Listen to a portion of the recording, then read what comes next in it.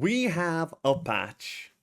Patch number 11, Necromancy update, UI tweaks, and balance changes. Greetings, heroes. We are excited to present a massive and fresh update with a special focus on balancing faction mechanics, fixing exploits, and improving overall gameplay convenience. Hell yeah. Based on your feedback and collected statistics, we have prepared a series of large-scale changes that will noticeably refresh the current meta. Main highlights of the patch. Necromancy. We have completely reworked the core logic for raising undead after combat. You can now raise enemy units into undead even if you do not have the creatures of that exact tier in your army. Along with this, the energy cost to raise the creatures has significantly changed, and we have added helpful elements to the UI, including the ability to manually recycle the fallen enemies into necromantic energy directly in the combat result window. Okay. New necromancy. Okay, that's gonna be awesome to see.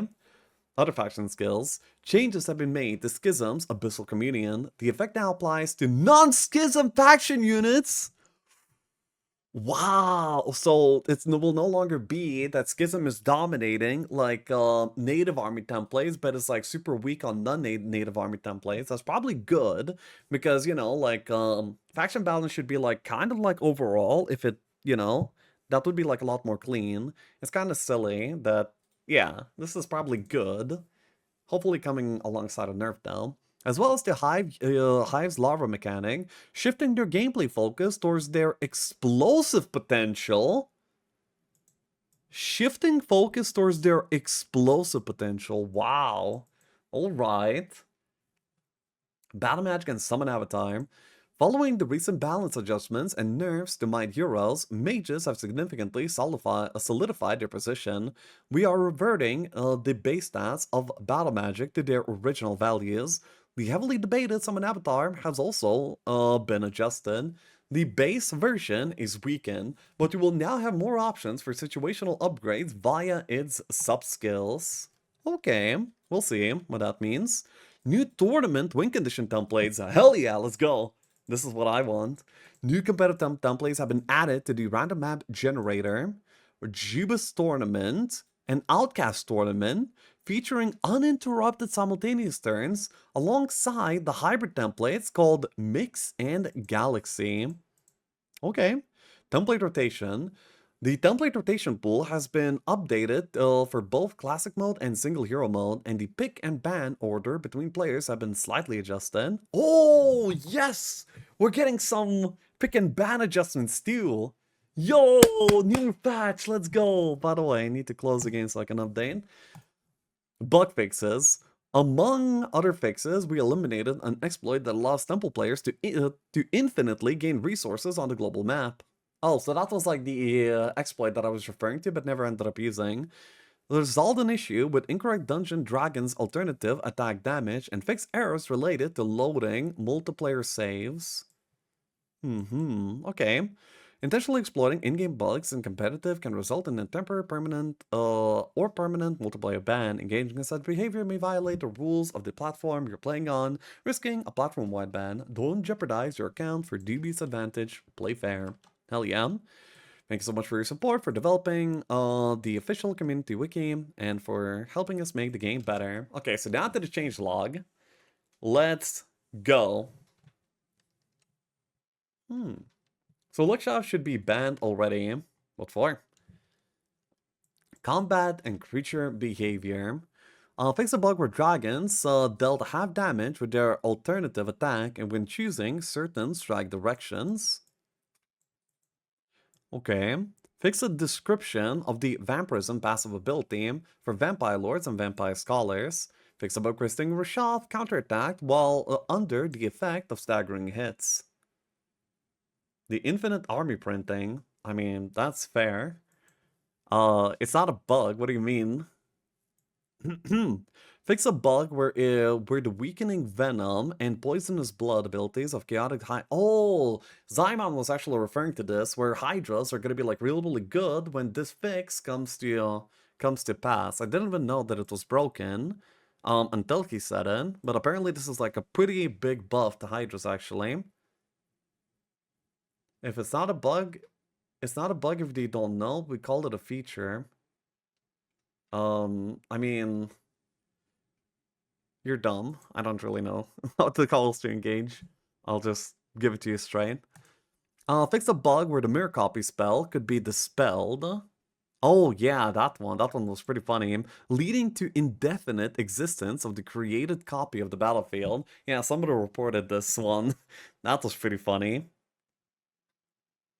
Hmm. It seemed like a joke until the last message. By that point, I was convinced.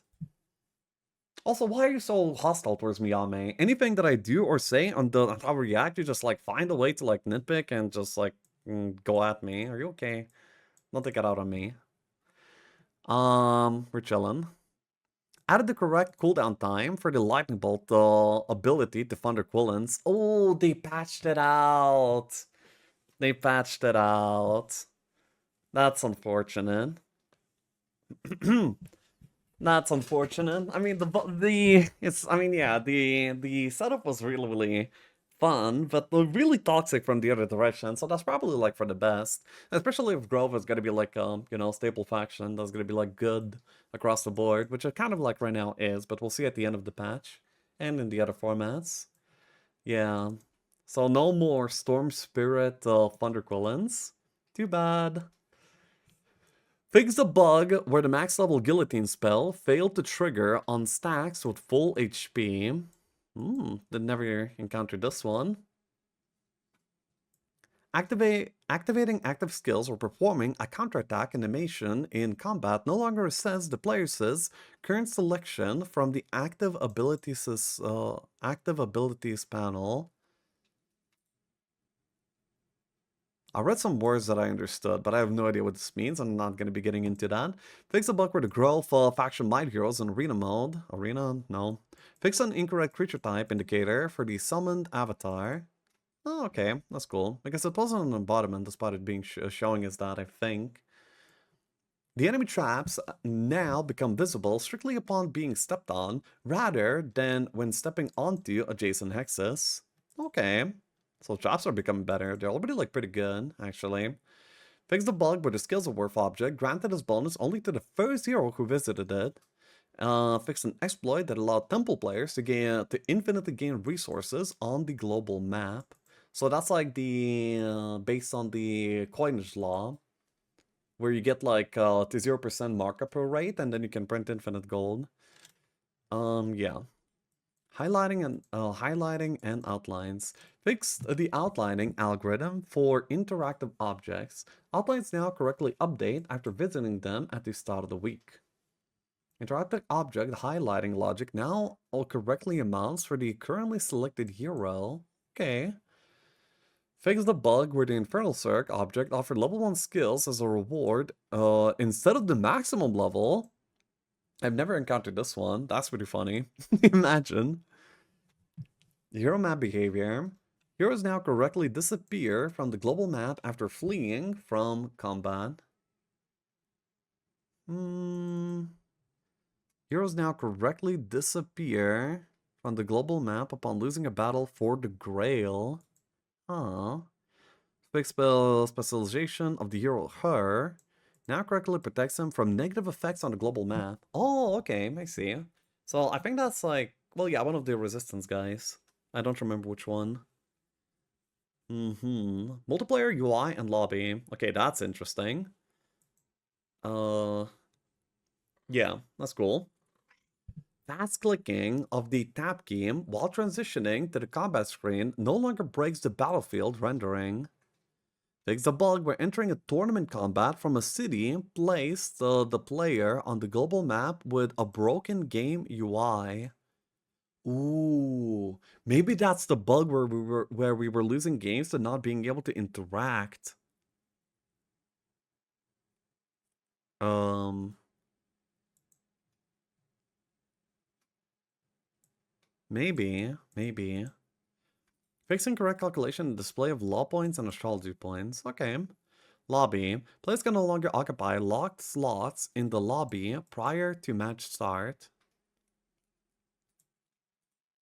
Players can no longer occupy locked slots in the lobby prior to match start. I don't know what this means. Hmm. Fix a bug with map areas generation if player slots were locked in the lobby. Fix the bug with map areas generation if player slots were locked in the lobby. Ah, I see. I got it. This is about like just custom lobbies. Got it. Well, yeah. Then settings and saves. This seems, well, yeah. There's basically like movements for like lobbies and such. Mm-hmm. Oh, sure. We were molded by lobbies. Well, yeah, that's true. Detailed tooltips have been added to the UI, informing players of specific reasons why fleeing or surrendering is currently impossible in combat. Okay, that's good. So this is going to be like preventing people from like losing single hero games, due to like a misclick, basically. These buttons should be like replaced with like give up the game buttons that have like a warning in between in single hero mode games. So that's really good. Fix a bug where certain extra heroes were incorrectly shown as unselectable on some maps and templates. Incorrectly shown as unselectable? Wait, could we have gone for like Marl on Sprint all along or something? That's pretty funny. Maybe. Or maybe it's something else. Fix an issue where some saves in multiplayer were loading incorrectly. Hmm.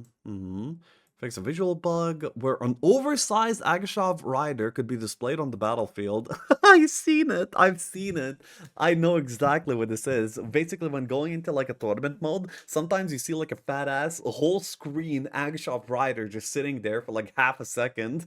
That was a pretty funny one. The black player color is now correctly displayed on the initiative bar. Hmm. Progressive. Combat stances for dungeon heroes are now displayed in the correct order. Combat stances for dungeon heroes are now displayed in the correct order. It was not? Ever not? I see. Well, anyway. Fix the position of the number in the selective spells arena. I skip arena. I really don't care. I'm sorry. Positive and negative effects are now correctly displayed in the hero's inventory window. That's really good. I could never like, I mean, yeah, the curses were sometimes just like not showing. That was kind of weird. Fix the position of the already visited text for the Force Color Shrine. Fix an issue where the tactical phase timer overlapped in the battle timer in the first round, making them unreadable as a result. Artifacts included in the set are now correctly highlighted on the city screen, while still within the hero inventory window. Ooh, okay. New features. The necromancy interface has been significantly redesigned. Additional information has been added to guard tooltips on the map and in the end of battle window. You can now switch between accumulating necromantic energy and turning creatures into undead of the same tier directly in the battle results window. So yeah, this seems amazing. I really want to try this. New necromancy. The dungeon heroes' combat stance interface has been improved. Ooh, cool. The retreat button has been disabled in single hero mode, and tooltips have been added explaining the reasons for blocking an escape or surrender in various situations. Hell yeah. Selected spells are now displayed in Arena's final window. So now on to the balance. Awesome. Let's go. Skills, offense, reality wardens effect reworked. The subskill now reduces the enemy spell power by 10% and doubled with Nightshade magic. So for advanced offense subskill, you can actually get 20% reduction. And also this is like another new way to reduce the opponent's power in combat. There's not many ways to do so. And the cap used to be 60%. With this, the cap reducing the opponent's power is now up to 80%. You had like the two upgraded rings, you have offense and you have Nightshade, and the opponent has 80% less power. 80% less. He's bringing 100 power, he has 20. Jesus. Alright. Luck. The base chance to trigger a lucky hit per 1 point has been increased from 6% to 8%. This chance is now twice the base trigger chance of the high morale effect. Okay, that's pretty cool. Luck is buffed. So wait, then if we could get luck to like 50% on free luck on a luck specialist. Maybe if we played some 5 luck cap units, then that could be amazing. Interesting. Mm-hmm. Luck spec now busted now? Depends. I don't know. Wisdom. Rough and Cadence is buffed. And, okay, Wisdom got buffs. Well, yeah, Wisdom was complete garbage. Unpickable, unusable. Battle Magic. Following recent balance adjustments and nerfs to mind heroes, mages have significantly solidified. Well, yeah, back to this. Creatures attack and defense bonus scaling from the hero spell power and knowledge 15, yeah, from 15 to 35%, and now it's 15 to 25%. So we're losing 10% of stats from battle magic, and the ones that scale it further are also bringing it down by 5%. So instead of the usual like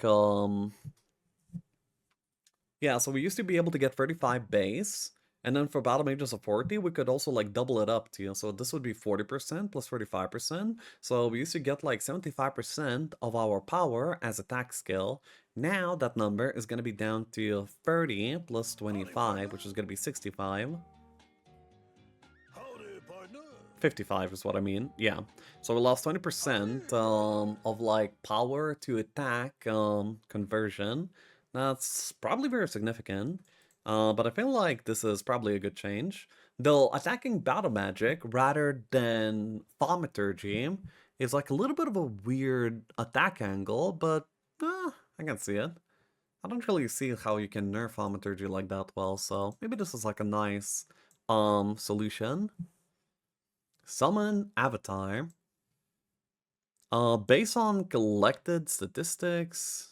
Oh yeah, so this is just like referring back to that comment, and now here we are. So the Avatar can now survive strictly 3 hits regardless of the skill level. So yeah, you get like your Avatar, it's always gonna be like 3 hits baseline. The number of hits can no longer be increased by bonuses that increase creature HP. Now that is really good. Like this used to be like BS, stupid, whatever. So yeah, that's very nice. Base damage reduced, 12 to 12 to 10 to 10. Oh, it's even losing base damage too. Okay, so let's see. Damage scaling per one. Oh, this is just base damage, I see, not the damage scaling. Gotcha. Because the damage scaling also used to be 12 12. That's why I was confused. So, damage scaling per 1 point of hero spell power reduced. Wow, even that is getting reduced. Yeah, from 12 across the board down to 6, scaling up to 10. The spell has been moved to tier 4, meaning its cooldown is now 5 rounds, including the round casting it. Okay. Subskill upgrades. Avatar Fury base damage bonus of the avatar increased to 25%. Alright. Sure. That's so with leadership, this would be 80% damage, which would basically scale this 10-10 up to 18-18, which would be a pretty similar amount of like pre-nerf, but then you're of course not having any HP on it, so it's kind of dead, yeah. Avatar Celerity, base speed and initiative bonuses to the avatar increase from 1 to 2. Okay, so you can have like a really speedy avatar. Replacement skill, Fields of Mana has been replaced by a new sub-skill, Summon Destruction. The hero and friendly creatures deal plus 50% damage to all summoned creatures. So this is Reality Wardens taken away from offense and put onto the avatar, but we're losing Fields of Mana, so we can no longer summon creatures. There's literally no effect right now that I know of where you can have, you know, like summons be spawnable into any hex of the battle. It used to be like a pretty cool thing, but I guess you're going to be able to play around summons better now because it will actually involve positioning. I think that's really good. That's awesome. Okay. Nice. So, combat changes. Effortless. Do not touch my effortless. Okay, well they changed my effortless. The subskill is now learned at expert level of the skill. So you need expert in order to have effortless. Ooh. Okay. Um, Wait, but then what does it replace with? Oh, with Swordcraft, of course. The subskill is now learned at advanced level of the skill. So wait, now you can actually have both Revenge. Okay, so wait, what is the options now? So the advanced subskills were Revenge and Mighty Strike. Wait, now you can have Mighty Strike effortless? Isn't that better in a way? Yeah, you can go Mighty Strike effortless. Huh. Revenge plus zero cost. That too, but like Revenge is basically Battle Thrill but opposite. Battle Thrill but weird.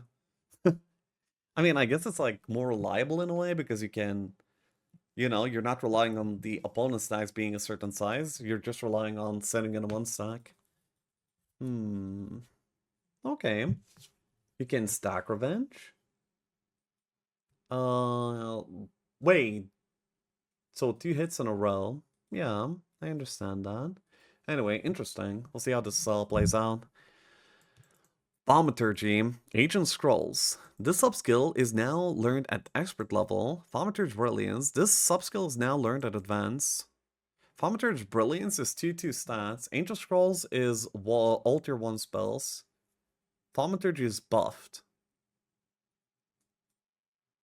What? Why? Isn't this a buff? Because like advanced thaumaturgy never really had like any real things for you to pick up. It always used to be like pretty gimmicky. Like advanced thaumaturgy like really sucked in my opinion. Because like the subskills were just kind of garbage. Meanwhile, expert thaumaturge was always really, really good. But now you have actually something good to pick up on advanced thaumaturgy, so thaumaturgy is buffed, right? Wow. Why is thaumaturgy buffed? What? Didn't they, like, just say mages were, like, running rampant? I see. Well, anyway. Don't worry. Get to the spell selection. Avatar got gutted, though. So, yeah, honestly, well, yeah. Avatar gutted. Battle Magic nerfed. I guess you can put a little bit of, I guess you can, like, clean up, like, thaumaturgy. You know? Yeah, because like thaumaturgy was like pretty dirty because you get like nothing on advanced, and that felt pretty bad. But in order to like give it something on advanced, it would be a buff. But if you're buffing mages, everyone's gonna be in an uproar. So right now is probably like a pretty good time. You're kind of like nerfing mages with battle magic and avatar, and you take this opportunity in order to like clean up the thaumaturgy. I think it's a good idea. I can see it. Mm-hmm. Now mages will struggle more early game. Maybe. I mean, they deserve to, so.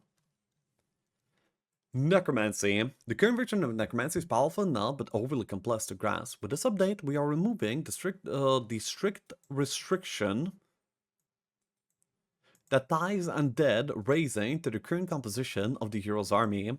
Now, even if your army lacks creatures of a certain tier, you will still be able to raise high-tier units after a victory.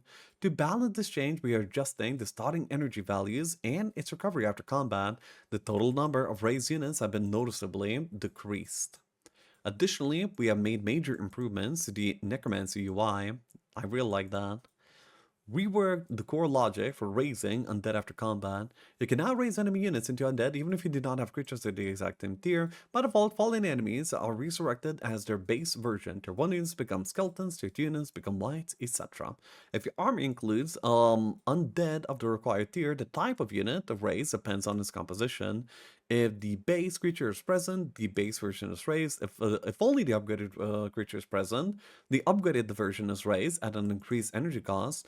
If multiple upgrades of the creature are present, the undead type whose stack is numerically larger in the army will be raised. Okay.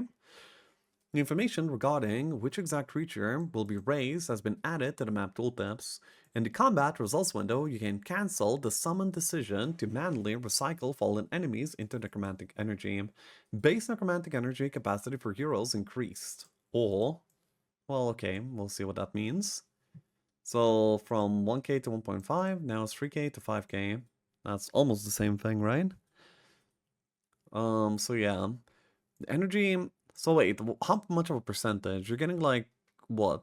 Like 3 times the energy, but you're getting like 5 times the cost. No, 4 times the cost, of course. Energy to raise creatures. Values in parentheses indicate upgraded versions. So yeah, we're gonna be able to raise less creatures in general, but we're gonna be able to like actually like choose and decide better on what we're doing with our necromantic energy. I feel like that's like a really good direction to take, you know, like the necromancers. Because, you know, it used to be like something on the back burner that just exists and is generating like insane value, but you can't like really see it, you can't interact with it much, it just kind of happens. So right now it's going to be like far more interactive, it seems. Reading this is probably not going to give us enough of an oversight as like just experiencing it, of course. Is this a necro nerf? It's kind of like a rework. It's probably going to be like a nerf for like the high end, but it might even be like, well, yeah, we'll see. I don't know. Well, we can raise your 8 theoretically now, I guess. What the hell? Lol. Wait, but like the max value of the max amount of necromantic energy, I mean necro energy is 5k, but you need 7.5k to raise it to your 8. I guess if you take all the laws or like sub skills, I mean yeah. Not nerf, but adjustment. It's probably like a nerf in the amount of like total creatures that you can get, but it's also like just like an overall rework. We'll see how it feels. The elite class for necromancers, Chronomancer has been reworked. It now fully replenishes the hero's necromantic energy pool daily. Oh, I want to play a Chronomancer. Oh. Oh my god. Yo, this could be cool. This could be really cool. Damn. Sub-skills update, Dev's Herald, max necromantic energy bonus is up to 1k. Eternal Service base health reduced. Ooh, Eternal Service nerfed. That seems appropriate. Okay, so this is basically like the nerf, and these are the readjustments, rework. Got it. Hmm. So, following recent adjustments, okay, so this is just like back to the comment. The Abyssal Communion effect now applies to non-schism faction units as well. That is ridiculous. That is insane, and it's gonna be groundbreaking, but let's see. Maximum level of Abyssal Communion reduced. Ooh, they're losing 1% across the board for Communion values. That seems appropriate. The percentage of temporary creatures summoned per Communion level. Oh, this is max Communion level. Okay. And then the percentage is reduced down to 2.5% instead of 3%. So they're losing 0.5% per level, and they're also losing 1 level. I see. Then the sub-skill updates, mana restore per Abyssal Communion level reduced down to 2. Bonus to number of temporary creatures per Communion level reduced. Ooh, a Celestial Abyss is only bringing back like the normal Communion. Damn. Okay, that's big. Is Schism cancelled, I wonder? I mean, probably not cancelled, but this is... I mean, yeah. This Schism... I mean, yeah, this is like an insane change. But then they also got like reined in big time. I think that's pretty good. To 12.5. Nice. Summon Swarm. So, Other summoned or temporary stacks are no longer counted when calculating the number of larvae to summon. Oh yeah, the clone used to count. That used to be a thing. Larva health increased. Okay. Unstable concoction. Well, by the way, this does not really like change the amount of I mean, yeah. This just makes it so you have like half the stack size of the larva, by the way. So this is a nerf. Number goes up, value goes down, okay? Unstable concoction, damage increased to 15 per level. I see. So that's how it worked. I never really knew how that scaling worked because, you know, I just like hovered the number and I saw what it was and I never really got how we got there. All right. Fire Embrace and blow up damage increased to 30 per hero level. Okay, so yeah, they're gonna be like more explodey now. We're getting explodey larvas. Interesting. Wait, 18 to 16 HP per larva, so what's the nerf? The amount of larva that you summon, so the way that the larva summoning works is that you take all of the HP of all your hive units in the army, then you take a percentage of that and spawn that percentage amount of HP as larva. The amount of larva that is spawned is, you know, like divided by the HP.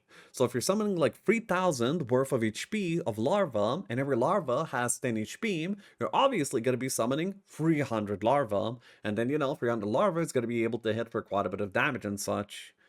However, if every larva was 20 HP, then you're suddenly summoning, with 3000 HP pool worth of larva, you're going to be summoning only 150 larva. So increasing the larva HP is a nerf to the amount of larva that you summon, without changing the entire HP pool of the stack, because that is decided by the amount of hive units that you have in the first place. So there you go. But then they're getting some explodey damage as a, yeah.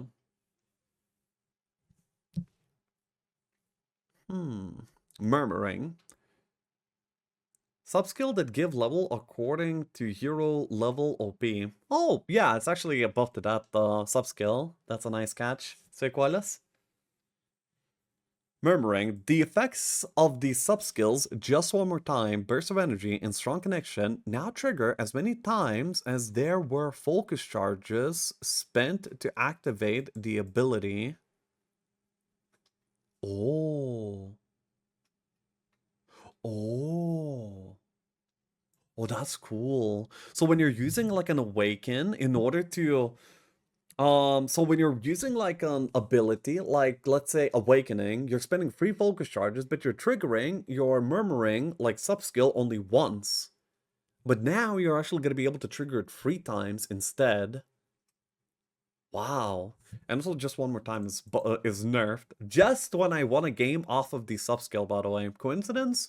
Most definitely so. I'll still take it. Hmm. Hero specialization, starting skills, and resources. Oh, okay, let's go. Kestrel, starting skill from offense to luck. Gutted. Trash. Throw in a bin. Kiandra, starting skill. Ooh, Kiandra. Kiandra is the... Okay, now we're playing Cavaliers of a game. Let's go. I like it. Lord Edgar, starting skills from Advanced Righteousness into Basic Righteousness and Battlecraft. Alright.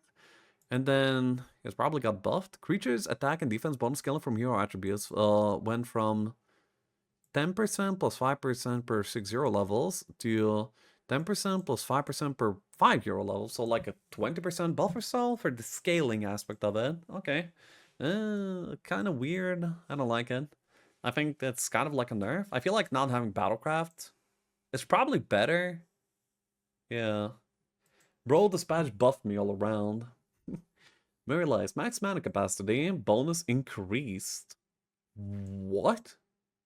Well, I guess it, like, the Elias does not see any gameplay. Is this, like, good enough to bring him into other templates?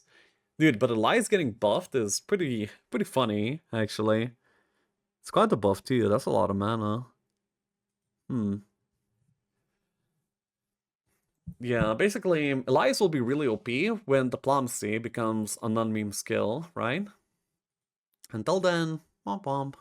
Ooh, Zenith starting skills. Instead of Wisdom, she now has Summon Avatar. If only, I mean, yo, Leah, the unhinged one now starts with judgment. Uh, judgment, brother? Judgment? Yo, she's gonna, like, pop into Exodus Fight 1 and just judgment your ass. Hmm.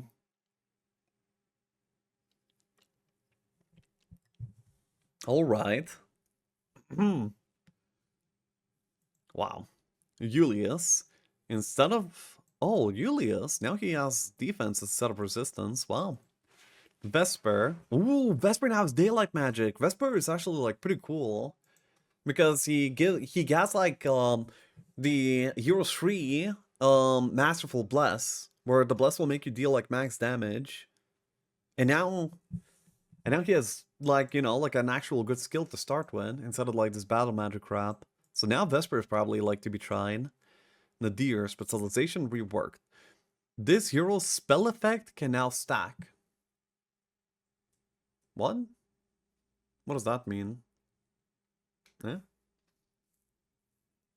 Vesper time? Yes. Multi-vulnerability. Ah, I see. Got it, thank you. Alright, so yeah, the heroes are getting moved around.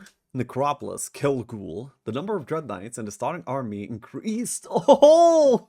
Wow. You're not like rolling a coin in order to see if you can play the game anymore on this, on Kilghoul. That used to be really funny. Okay, that's pretty good. Efric. Whites are moved from the starting army, but the number of liches increased to 4 to 6. But he has wisdom, but wisdom is buffed. I could see him on harmony or something. Hmm. Okay. Grow, Gingertail.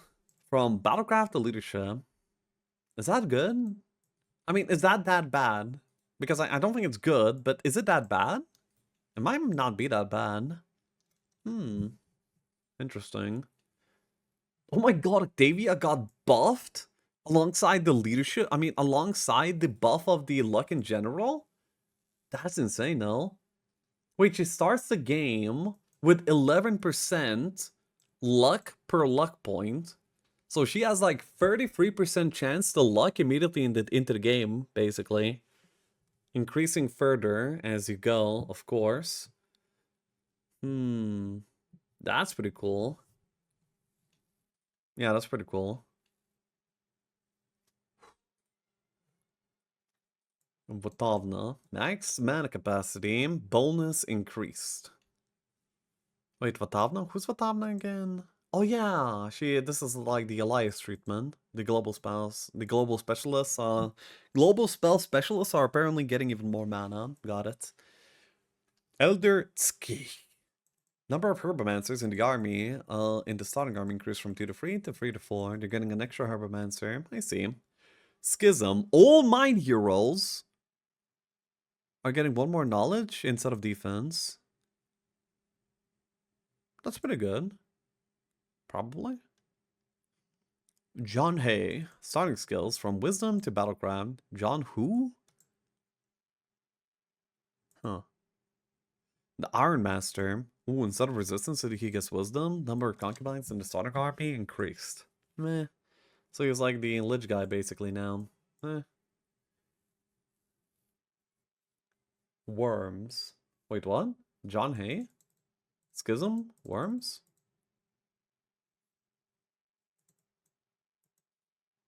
John Hay is tier 2 specialist. Oh, okay. Wait, the tier 2 specialist now has Battlecraft?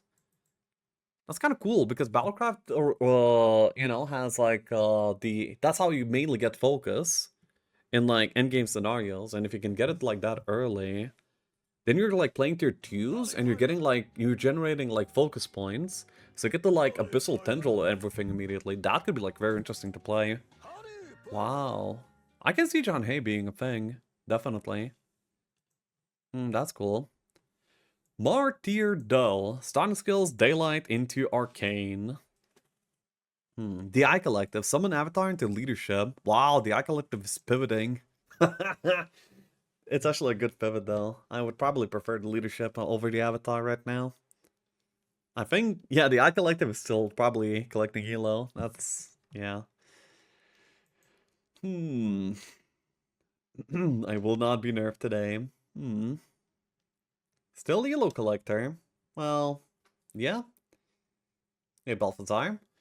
Though, I mean, you might be playing John Hay. So basically, I think that every single time you're still banning the offense, defense, and log specialist on Schism every single time. That doesn't change. But now, John Hay is probably going to be like a very realistic option for you to pick as well. So yeah. So yeah, Hive. Maelstrom. Number of Reavers in the starting army increased. Ooh, he just gets one Reaver. And the luck has been buffed too, which is very important. You also get to like insane luck odds as well. Actually, I think we're going to be seeing luck-based Hive. No, but as long as the anti-luck ring exists, it will probably not be a thing. Yeah, the anti-luck ring existing is way too toxic. So you cannot play full luck Hive, I think. Hmm. Oh well. Dungeon. All my heroes. Ooh. They get... Oh, they actually get, instead of power, they get luck now. Oh, that's really good. I mean, knowledge. That's really, really good. That's amazing. I love that. The Laurus, the Betrayed. Specialization reward. The hero spell now affects all friendly creatures. Okay, can somebody remind me who the hell is the Laurus? Hmm. Hmm. Early start. Oh. Wow, that's kind of cool. Hmm. What does he start with? In terms of skills? Probably an Arcane Magician then. No. Hmm. Oh, Rhea got buffed too. Illidan from Timu. That's early start, apparently. And then Keller. Ooh, Keller gets Stone Fangs? That's awesome. That's powerful. Yeah, that's pretty strong. Okay. So wait, what do we have here? Hmm. What can we check? If we go into a custom game, like for example, yeah, Talaris. So yeah, this one, Battlecraft, Mind Hero with Mass Early Start. Is that gonna be a thing? I don't think so. Probably not. I mean, early start is like key, but like if you don't have thaumaturgy, having a cast to basically using a full cast to be like a worse version of like the tactics dude from Hive is probably not a thing. I would assume. So yeah. So faction creatures and loss temple. Crossbowmen lose one initiative. Ostingers lose one initiative, one defense. Marksmen lose one initiative. Okay. Temple tier 2 is getting nerfed. Tier 3 is getting buffed by one more HP. They're gonna be the golems. They're gonna be fast golems. That's insane. We're gonna be actually playing griffins. Wow. Buildings. Um Muse 2 is now cheaper. Griffin Rookery is now more expensive. Griffin Rookery is like the baseline thing that you have to build in order to enable everything in the faction. So yeah, now we're going to be coughing up more money. And of course we only build like one Muse 2 usually. And we build a lot of Griffin Rookeries. So yeah, it's going to be like a more expensive faction to play now. Interesting. Then loss. The scouting training is now... Max level reduced down to 1. The cost increased. Ooh, training scouting has been nerfed. Interesting. I don't usually find the points to even take it, but when it's good, it's really good, I think. So interesting. Swift reflexes. I basically just don't play the templates where this would be like really good. I think that's the point. Swift reflexes. Cost increased. Wow. That's wow. And Sacred Lands cost increased.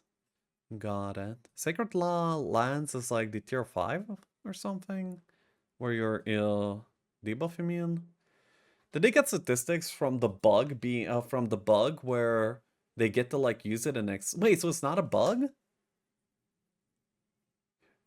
It's getting like the effect of Sacred Lands in like Exodus tournament format, not a bug? It's intended or something?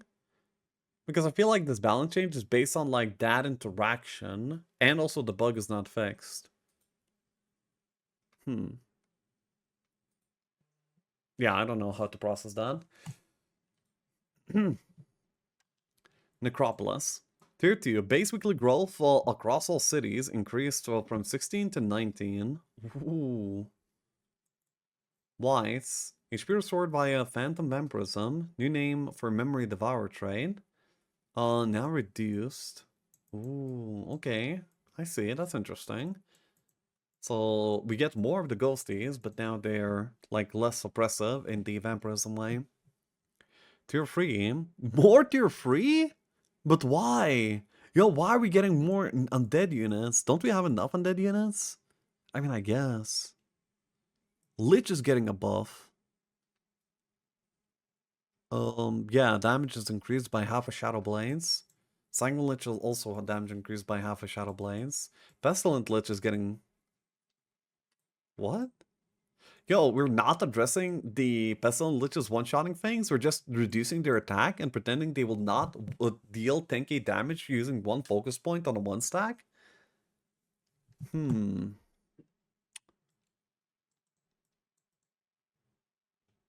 Despair is nerfed. Okay. Dread Knights lose 20 HP. Wow, that's big. Dude, they're gonna be Paper Knights. Oh, that's that's a lot. Oh, that's a lot. Avatar of War, also losing one initiative. Yeah, so they're losing one initiative on the upgrade and losing 20 HP across the board. The Hollow Reaper is getting a little bit more damage though. Finally, that unit was crazy. Yeah, 70 HP Awakened Rock versus 80 HP Decay. That's really funny. Awakened Rock. HP restored via vampirism. Oh, okay. The tier 7s are gonna be vamping more. That's cool. Construction of the Pipe Pavilion 1 and 2 is now 500 gold more expensive. Wow. The candles are also more expensive. Oh, but the Tomb of Warriors is cheaper. That's good, because like 7k used to be like, I mean, yeah, it's like so much money to build the Tomb of Warriors. And now, of course, they're going to be producing these very low HP knights. So that's going to be like pretty funny to adjust to. More like glass cannons. Laws. Laws of the Immortals. Law point bonuses for cities reduced. Apparently this was good. Oh, I kind of, maybe I missed out. Black Death. Okay, this is halved. I mean, that's fine. Dude, I actually was playing like Pestilent Liches without even taking Black Death. And it was still one-shotting everything across the board. So we'll see. Bloodthirst. Bloodthirst, oh, that's the, yeah, the 50% up to 100% Vampirism extra. Ooh, and it's way, way nerfed. Now you spend 6 points up front and get 60% maximum. I see. Enemy that 1 to 1, 3, and 5. Now increases Necromantic energy pool by 500 instead of increasing Necromancy skill power by 2%. And enemy dead 2 and 4 now increases Necromancy power by 2.5% instead of increasing Necromantic energy by 250. So they got swapped. Oh. Yeah. No Eternal Servitude changes. Dies of Cringe. There were 30 less base value for Eternal Service, Reeves. 80 to 50.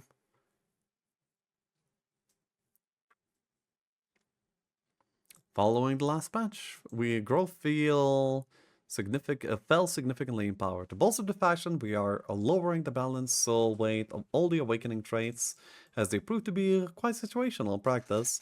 This has led to creature adjustments, city dwelling cost rebalances, and adjustments to creature density on maps and Pandora boxes. Oh, that seems like a lot. Okay, let's go.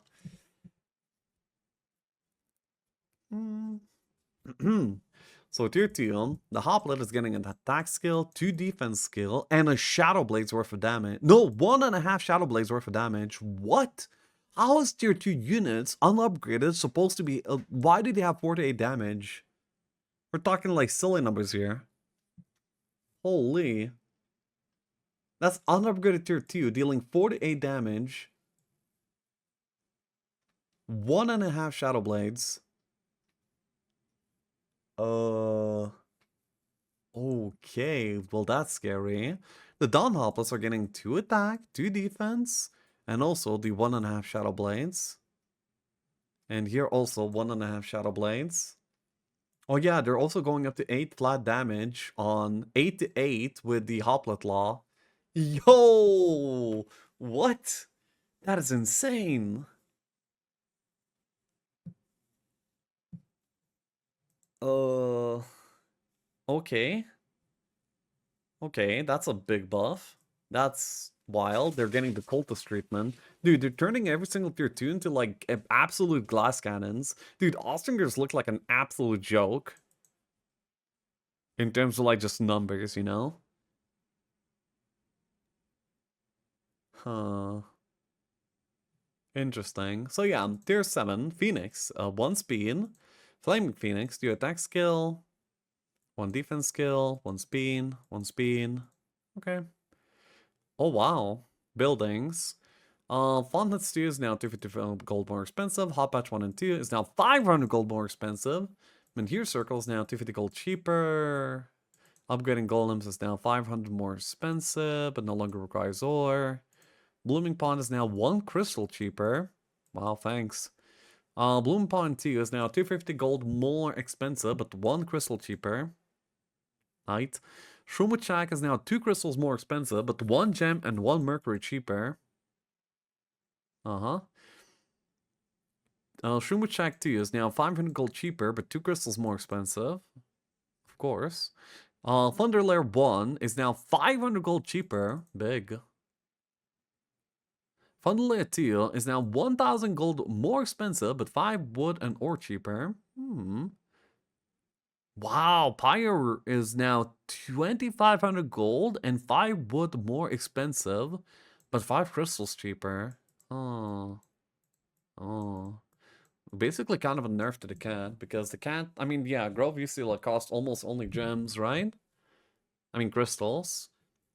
Now it's like basically taking some of the crystal costs and replacing them with other things, basically, is what's happening here. I mean, right? We'll see how that feels. Child of the Woods. Grove Hero Side Radius bonus increase from 1 to 2 to 2 to 4. Grove Hero Movement Points bonus increase from 10 to 20 to 15 to 30. Wait, they're buffing the best Grove Law? Well, okay, one of the better Grove Laws, but this is like tier 5, so... Yeah, I mean, this is like really good. And now it's even better. Fertile Ground. Growth bonus and all certain creatures increased. Oh my god! Fertile Ground got doubled. So you take 1 point in the Slaw, instead of getting like 2 Quillins at the new week on your external, you're getting 4 with 1 point and 6 with 2 points. That's an insane... Yeah, that's an insane one. But it used to be really weird that it was the same power level as the Hive one, when the Hive one was just strictly better. So now it makes way more sense. Elite Quillins. Quillin bonus damage increased, oh my god, Quillins are getting buffed. Just straight up. And Force of Nature is now giving 20% more damage. So now it's 2 Orbs of Destruction instead of 1 Orb of Destruction. Wow. I mean, that's a lot. But it's kind of more expensive in some ways, like here. Fawn Hunts, Hot Batch. Okay. 6 points for 20 damage. 20 damage on Heroic Strike is a lot. This one this one law is literally a third of an entire subclass. One of the better and more used subclasses at that, the Swashbuckler. Because the Swashbuckler is plus 60, right? And it ends up with ridiculous damage for the end result of the Heroic Strike. So this is like a third of that. So, you know, like, what are we talking about? So yeah, Schism, Tier 1, Ferocious Rashov, speed from 5 to 6, Wait, they're getting more speed. Well, this is like the melee guy, so I guess it's fine. Buildings. The construction of House of Chains tier 5 is now 1,000 gold cheaper, but 5 mercury more expensive. And House of Chains 2 is now 500 gold more expensive. Olden Mansion is now 1,500 gold cheaper, but 5 mercury more expensive. Okay. The Eerie Summoning Rite. Oh, Eerie is the... Oh yeah, their Summon Dwelling. It's now 2,500 gold more expensive, but 5 mercury cheaper. Tier 7 availability increased. And this OP build path is like kind of like nerfed, I guess. Probably, maybe? Remember Specialist is needed for Schism now? Probably not. Looks like a buff to me. Maybe. Because yeah, usually like do you have like some Mercury left over that you're not using? Unless you're going for like the tier 4 path, right? Now you get to like put that a little bit easier into use because you need to like use it to build here. But that's probably a nerf overall. You know, like they have survival conditions. Well, yeah. Laws. Unfrozen strength 1 to 6. I mean to 7. Max level reduced by 1. Uh-huh. Depths of mind. Max level oh, you get like more mana. Mana daily morning mana restoration reduced. Oh, so oh, I see. Cost increased. So, okay, this is like gutted, super nerfed. So, Schism used to have like very easy access to getting like 30% mana per turn back. It used to just be 2 law points for 20% mana at the new turn. Now it's 6 points for 25 total with the 10 base. So yeah, you spend 4 more points for 5% less mana. So now this is a big commitment in terms of law. Interesting. Cold Touch. Cost increase free from 3-3 to 4-4. Was this ever a problem? Interesting. This is like negative effect duration, I think. Call of the Deep. Max level increase from 2 to 3. Oh. The Abyss stares back. Ooh, law tier reduced from 5 to 4. And the cost reduced from 5 to 4. Oh, that's insane. So now it's actually going to be possible to bring in full communion into like Exodus Fight 1. Wow. From time to time to check Discord DMs before he starts the game. It's pretty important. Okay. Checking good Discord DMs right now.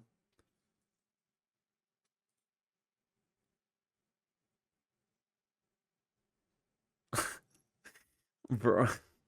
I see. Gotcha.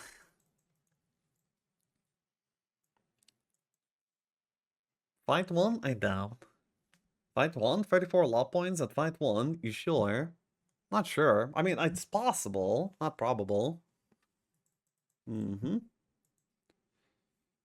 +1 per victory. Fully useless now. Oh?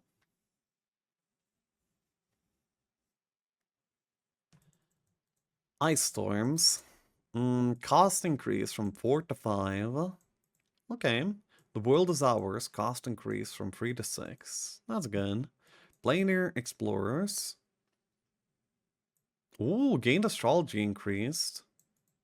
And only 50%, yeah, doubling the amount of astrology to gain. But, survival conditions in tier 3? Dude, Reddit is gonna go ham. They're gonna be like, Schism is giga broken now. They were like, well, anyway, it's fine. With this many nerfs and whatnot, giving them survival conditions. I mean, they need some survival conditions. Survival conditions is the law that gives you 1 wood and 1 ore per point per town. So basically you get this law and you have infinity wood and ore generation as long as you have some towns, which you will do in most formats, right? And now you can grab it at the basically at 15 laws rather than 30 laws. So you can have this basically like really, really early on. That's gonna be something. I mean, that's very powerful, but I think that they got gutted a lot. So I think it's fine. Hmm. Yeah. Okay. So now moving on to Hive. Wormholes, +1 attack, +1 defense. Devourers, +1 attack, +1 defense. +2 Shadow Blades. Not bad. Power Burrows, +1 attack, +1 defense. So yeah, Wormholes got a little bit buffed. Buildings, construction of burning soul burrows now requires paper. Here we go again. Oh, instead of.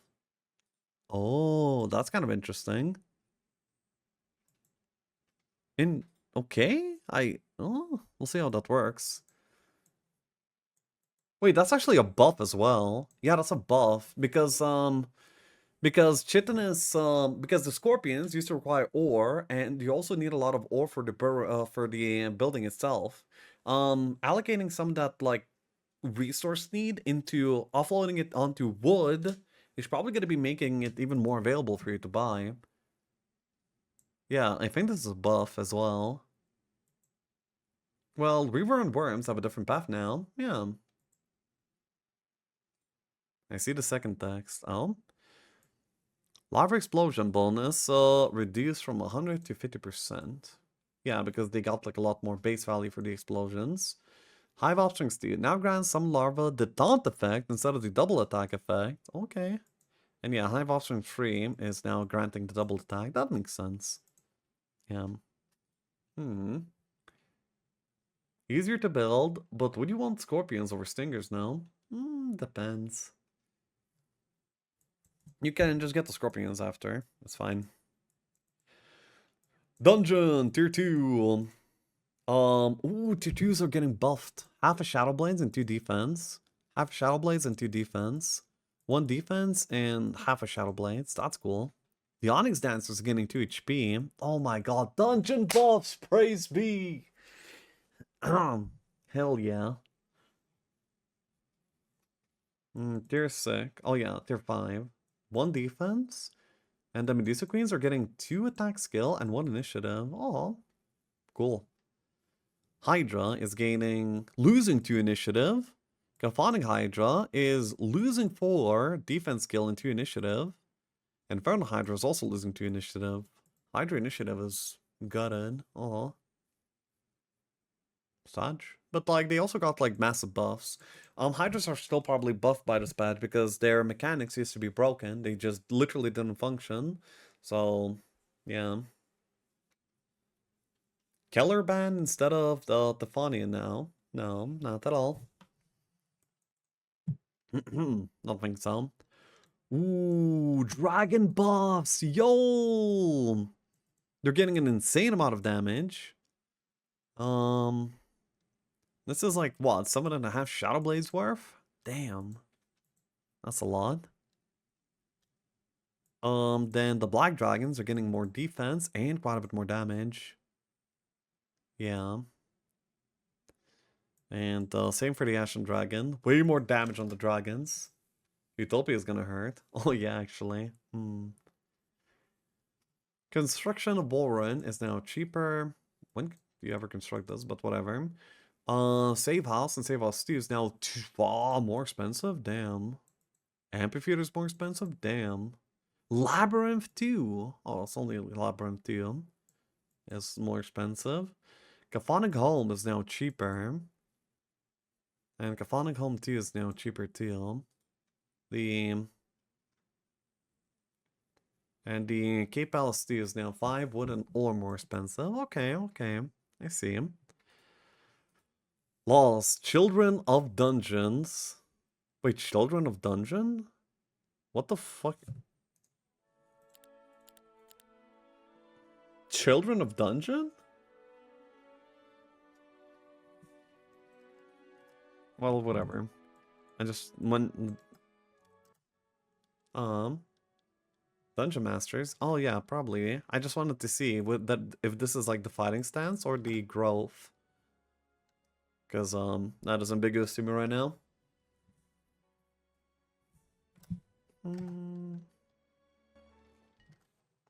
Okay, let's see. Oh, Dungeon Masters is now only 2 cost. That's big. But now the tactical advantage is 6 cost. Alright. Any other changes? We can just snipe them here. Jadami maps aren't changed. Okay. So, Trumbarati agents, cost increased. Oh. Leader of Nations, cost increased. Oh, that's, well. Spoilers. Yeah. Magical education. Max level increased. Oh my god, you're gonna get +2 all spell levels on your Laws' dungeon? You get to have 7 eyes without using an item slot on this faction. Upgraded, by the way. Wow. 2 levels. That's insane. That's really cool. Saturation cost reduced. Okay. Neutral creature, Star Child. Now deals only 50% damage to adjacent targets with his basic attack. Okay, that's pretty cool. World Watcher. Grant a new passive ability that protects the stack from effects that insta-kill extra units upon attack. I see. So I can, like... Okay. Pandora boxes. Okay, the number of creatures players can receive from Pandora boxes have been adjusted. Values are given for standard upgraded versions in before to after format. So now we're getting one more pet upgraded, by the way. We're getting one more Grave Robber. We're getting a lot more Dread Knights, though. Well, yeah, they're way weaker now, so that kind of makes sense. We're getting less base Oblas, because those are ridiculous. Less Eriods. Now we're getting one more unupgraded Naiads, but less upgraded. And one more Herbomancer. Eventually we'll get to a place of Herbomancers where it's going to be good. And one more Quill and Teal. Interesting. +1 both upgraded. Oh wait, yeah. What the hell am I looking at? Oops. Yeah, +1 Naiad. And one more unupgraded Quillin, which is also really good. You're getting more Cultists from the box. You're getting one more Shoof, no matter which one. And you're getting one less Concubus, I see. You get quite a few less Scorpions. Yeah, those used to be big. The Reaver, ooh, one more Reaver is probably welcome. And one less unupgraded Wormow. I see. Alright, seems good. Wait, we're getting less Troglodytes, really? Oh, but we're getting more Infiltrators, and the Infiltrators just got buffed as well. Wait, no, we're getting less Infiltrators, sorry. I'm looking the wrong way. Well, so yeah, less Troglodytes, less Infiltrators, less Onyx Dancer. So yeah, this is basically like adjustments based on like the new creature power. So we get less of them, but we get one more unupgraded Hydra. Okay. Neutral creatures. Okay, not really sure how this... Well, yeah. So now we have spell changes as well. Blessing. Damage bonus. So to basic attacks reduced down to 30%. Okay, Blessing was a really, really big spell. And it's still gonna be like a pretty damn big spell. It's fine. Haste. The base duration, applied effect increase from 1 to 2. So yeah, baseline duration is 2. So you can never have situations where you like cast it and you cannot get it on the next turn. And the costing is increased by 2. I see. That's pretty good. Favorable wind. Damage bonus to ranged and long reach attacks changed. Ooh, favorable wind got buffed. Kind of? Oh, at level 4, it also removes the combat shooting penalty. Wow, wait, wow. Favorable wind. It gives you like true shot. But actually the damage got nerfed. It's only like level 3 damage that ends up getting buffed. But yeah, at level 4, you get no shooting penalty. That's pretty insane. What's the shooting penalty? Yeah, so, you know, like the 50% damage penalty for distance. Still single target though. Not in Temple, it's not, Reeves. Shortened Shadow. Target attack and defense reduction increased from -2 to -3. Ooh, okay. Hmm. Parry. Casting cost reduction reduced from 15 to 10. Okay, parry gets some man sustain bonuses. Radiant armor is getting nerfed. Down to 35% peak. 25% at advanced. And the mana cost is increased as well. Meanwhile, Judgment gets a buff. 5% less mana cost. Isn't it called Riposte? Yes. Steam messages popping up. I know. But what of it?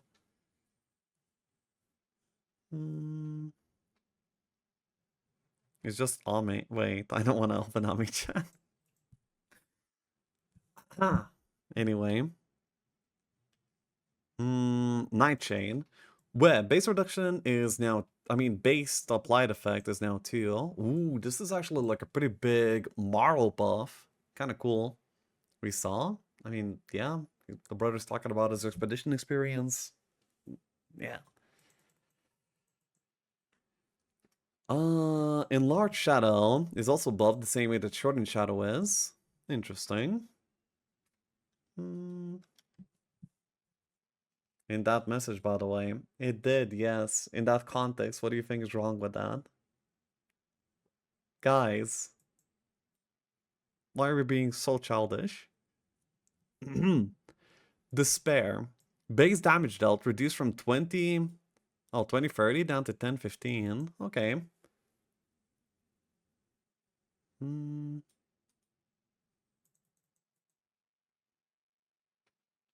Okay, the base damage is fine, I guess. And the cost is also increased down to, up to 11. I see. Fatal Decay. Base duration is now 2 as well. Sleep. Base duration of applied effect increased. Oh, Sleep is buffed. Sleep is a very powerful spell. Can sometimes be straight up game winning. And now it's even better. Interesting. Vulnerability is now reduced in value in the percentage. At level 3, it now amplifies damage received by the target to its maximum.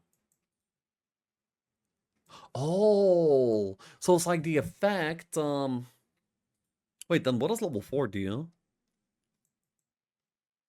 Level 4 does nothing, no? Oh no, the level 4 makes it AoE. Got it. Yeah, so basically, whenever you're gonna be like having a damage roll, you're gonna be rolling max damage every single time against a vulnerability target. So, for example, using vulnerability against like a Reaver target will basically guarantee a one shot. Kind of cool.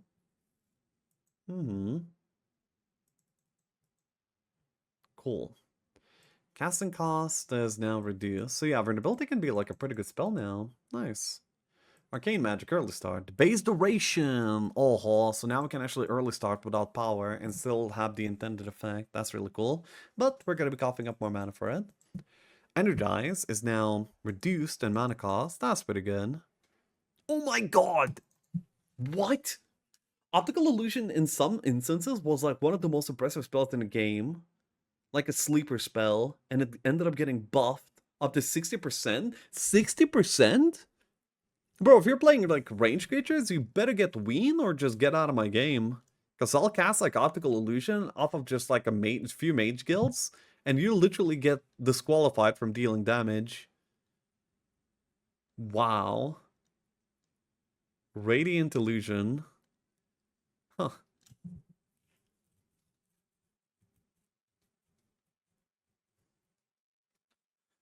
Optical plus Chain Link. Good luck. Interesting. Temporal Spheres now deals magic damage instead of pure damage, and the cost is increased by 2. I see. Carapace is now costing more. Interesting. Impending Fate, damage per target level reduced. Impending Fate nerf. That's pretty funny.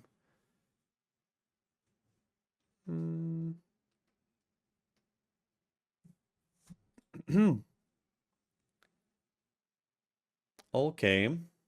Try casting optical with chain link. Lol. Mirror copy. When creating a copy, it now duplicates only the native size of the stack, excluding temporary units. Wow. So what I did in my last game that I played just before, I couldn't do that anymore. My strategy got nerfed real time. Wow. Completely unrelated, but how often do people who lose come to trash talk you in chat? XZ. Um, well, depends on the definition of trash talk, because most people like to come in and just talk about the game and the experience, share experience. Not really trash talk though. Just some cool discussions about the game. So yeah. Hey yo, Corrales. Reality distortion. Damage is now distributed across multiple hits corresponding to the number of hits the stack sustained while under the effect, instead of a single strike. Total skill efficiency remains unchanged. Hey! Ordlops nerfed. This is big time Ordlops nerf. Because he's using reality distortion to get some specific scenarios where things can be literally immortal from the perspective of the opponent. So, yeah. Now we no longer get that BS. That's good. Primal Magic. Ice Bolt. Damage dealt reduced. Oh, base damage reduced? Okay. Dude, Primal spells are getting nerfed? Okay. Cave-In. The base damage is increased. Casting cost increased. Okay. Anti-Magic is now cheaper. Circle of Winter is now more expensive. Stonefangs. Oh my god, Stonefangs. One of the only bad things about Stonefangs used to be its mana cost. It's an insane amount of mana to pay, 18. And now Keller ended up getting Stonefangs at the beginning of the game. And now Stonefangs are way cheaper. Keller might... Yeah, Keller is back, I think. Yeah, I think Keller's back. But it's this change that sealed the deal. Interesting.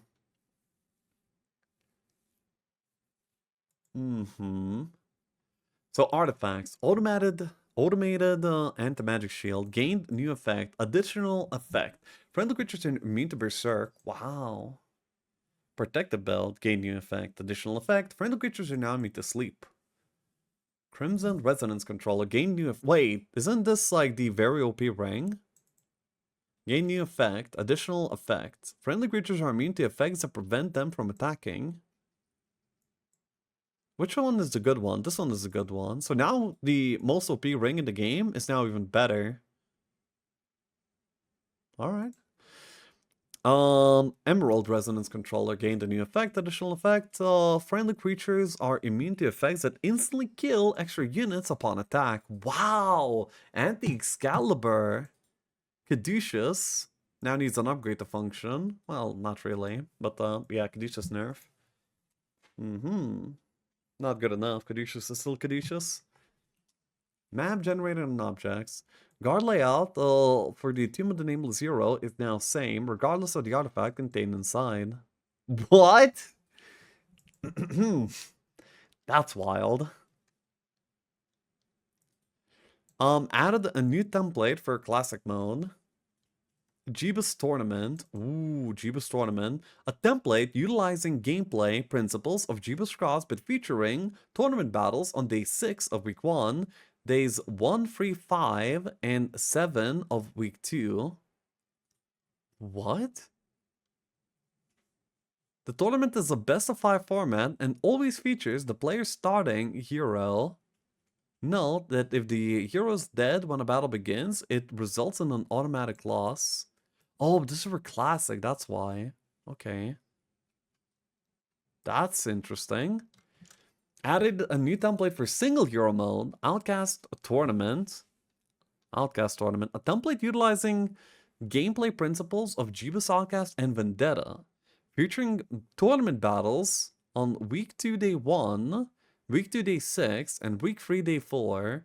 The tournament is a best of 3 format. Oh, that's cool.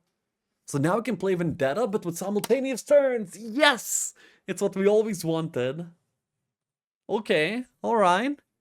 Added a new template for single hero mode mix. A tournament format template focused on town development and castle progression in the style of Exodus. We get Exodus 2.0 before GTA 6. Let's go. We added a new template for single hero mode, Galaxy.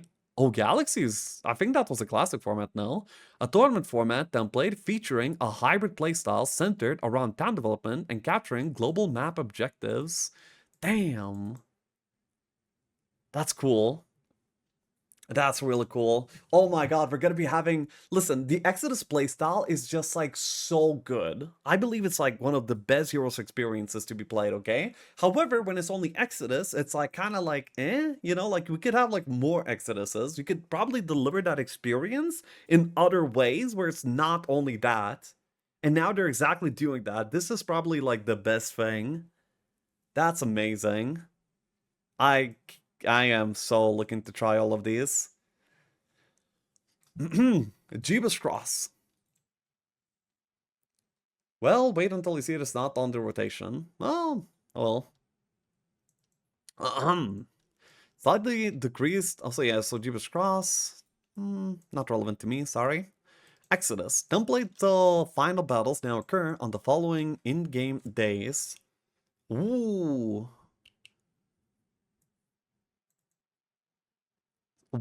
Okay, we get like shorter, I mean, yeah, tighter windows for Exodus battles.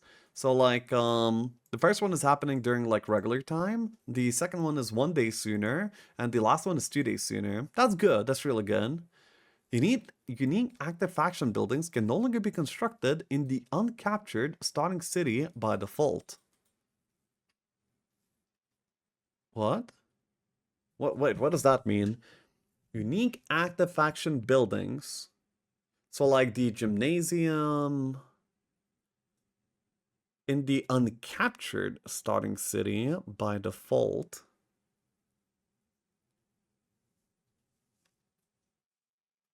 Uh-huh. No more respec with Hivetown, for example. Okay, I see. Slightly increase the area size of each player's first treasury area. God strength increased by 50% for each player's first treasury. God strength increased by 25% for each player's final treasury. So wait, first treasury is what? It's like the town where is the place where you get your fourth town? Or is it the place, or is it like the desert? Deserts, okay. Fifth town, got it. First treasury area, got it. Helltide, don't really know what that is. Vendetta, one guaranteed ball objective has been added to the player's starting area. Increase the weekly guard accumulation rate for all neutral cities within the player's starting areas. God strength increased by 35% for the central area entrance. Wow. Wait, Force Skull Shrine no longer generates in either player's final area. Oh yeah, I missed this for Exodus. Okay, that's big. So you can no longer respec the hero at all. So you're like immediately locking yourself into like a specific hero on Exodus by now. Okay, I see. That's very interesting. That makes it like way more dynamic. You're not like just clicking whatever, knowing that you can just reset. Now you actually have to make decisions that will last. That's good. Accelerating the progression system for laws by 1.5%. Accelerated the unlock rate for global map spells by 2.0. Fallen Angel Wings can no longer generate on this template. That's good, probably. That used to be very polarizing. Guard strength increased by 20% for the player's final and penultimate areas. Penultimate? Huh. The guaranteed Pit of Glory has been replaced with a guaranteed Forced Scholar Shrine. Wow. Okay. I see. That's probably cool. Exodus, Eltide, Bliss, Massacre, and Sprint. Stables and Turret Truth can only generate on these templates. Ha! Exodus lost stables. Okay, yeah, cool. Matchmaking. Following the introduction of features that save combat configurations and layouts to conserve tactical face time, we are now adjusting settings, timer settings available during battles with neutral armies. Furthermore, we are rolling out a slightly rebalanced to template rotations in classic mode. As a test, the experimental template Jeebus Tournament is introduced in place of Sandclaver, a tournament system template for classic mode featuring uninterrupted simultaneous turns. You'll always fight using your initially selected hero. Keep in mind that if your hero is dead when the match triggers, it results in an automatic loss. We are also adjusting the template rotation pool for single hero. The selection now lists 4 templates featuring infinite simultaneous turns, some focused on heavily on town infrastructure and town progression, and others centered around external map structures and resources. Consequently, we are temporarily removing Exodus from the mandatory selection pool during this test window to allow players to easily explore these new templates. Hell yeah. Seems good. Dude, there's gotta be new templates that will be delivering the Exodus experience, but in like a fresh new way. No complaints. We are gonna be experiencing and trying things, and that's awesome.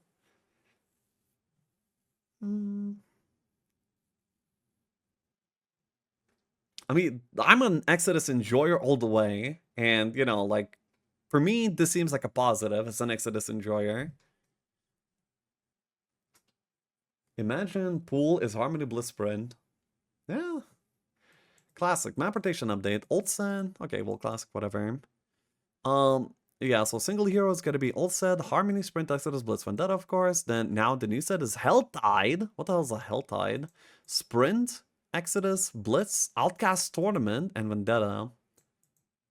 Okay, that's cool. Helltide? What's a Helltide, though? Combat timer values across leagues. Placement League, 75% turns per battle. Iron, 80. And then its Master League is going to be 60. I see. So we still have like a lot of timer, I guess. On Outcast Tournament and Vendetta templates, this timer is reduced by additional 20 seconds. In all leagues, the daily timer bonus has been increased by 15 seconds. Alright. Adjusted the faction ban and pick order between both players. Old, player 1 ban, player 2 ban, player 2 pick, player 1 pick. Now it's going to be player 1 ban, player 2 ban, player 1 pick, player 2 pick. Okay, that makes way more sense. Now player 1 is the new player 2, but you will never get like a situation where you're 2 factions of power behind. You're going to be only like 1 faction of power behind. So that's good. That's awesome. Player 1 and 2 assignments are now determined purely at random, rather than being based on matchmaking queue duration. Is based on what now? I mean, it was based on what then?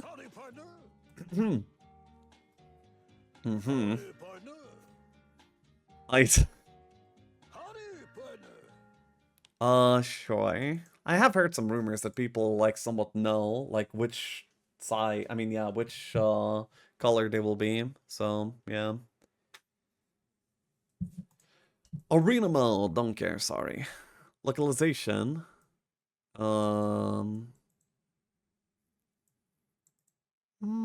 Yeah. Hell yeah. Let's go! I am excited to learn the new patch and experience everything together. Let's do this, shall we? Well, I'll be right back, and then we're gonna be playing into, yeah, playing a game. Let's go.